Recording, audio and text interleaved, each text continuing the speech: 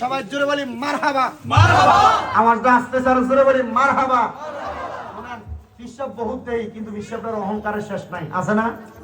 হ্যাঁ, মুসাফা করতেন জানেন, দেখবেন বাবের অভাব নাই।